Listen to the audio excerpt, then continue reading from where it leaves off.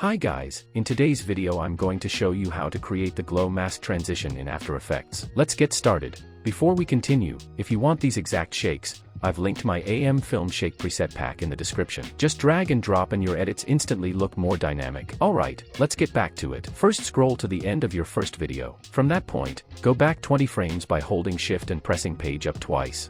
Now drag your second clip above the first one, so it overlaps the bottom layer by 20 frames. Go back to the end of the bottom layer and split the top layer. This 20 frame segment on the left will be our transition layer. Scroll to the beginning of this clip. Now we need to mask out a part of the car. For this example, I'll mask the headlight. You have several options for masking, like Mocha AE or the Roto Brush tool. I'm using the Object Selection tool since I have the latest version of After Effects. If you're on an older version, it works just like the Roto Brush. Simply select the tool and double-click the video to start rotoscoping.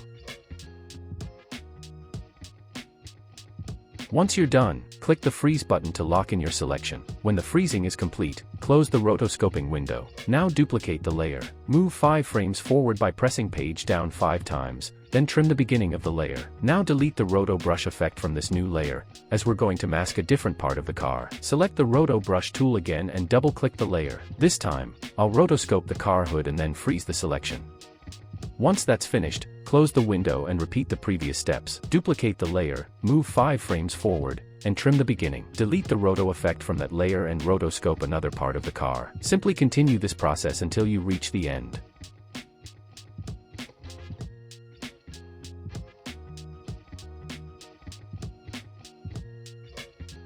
For the final layer, I'm going to rotoscope the entire car. To do this, I'll use the Object Matte tool, which is a new feature in the latest After Effects update. This tool automatically identifies and tracks objects, making it much faster to create complex masks. I'll make a few quick adjustments to the selection to ensure it's accurate, and then I'll hit the freeze button to lock everything in. With all the masks complete, your video should look like this.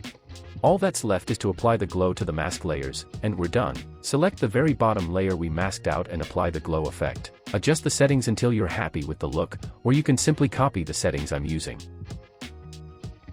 I'm going to delete the built-in glow because I prefer using the Deep Glow plugin. If you have it, go ahead and use it. If not, the standard glow effect in After Effects works perfectly fine too. At the beginning of the layer, click the exposure stopwatch icon to add a keyframe. Next move 5 frames forward and set the glow exposure to 0. Now copy the entire glow effect. Select the next masked layer and paste the effect onto it. Make sure your playhead is at the very beginning of each layer when you paste, so the keyframes align perfectly with the start of the clip and last for exactly 5 frames. Let's take a quick look at the final result. And there you go, it's all finished. To make the effect feel complete, I'll add a shake effect from the AM Film Shakes pack. You can get the pack from the link in the description below, and you can also check out my shake tutorials on the channel. Let's quickly preview the final result, and we're done. Hope you found this video helpful. Thanks for watching, and if you enjoyed it, please give it a like.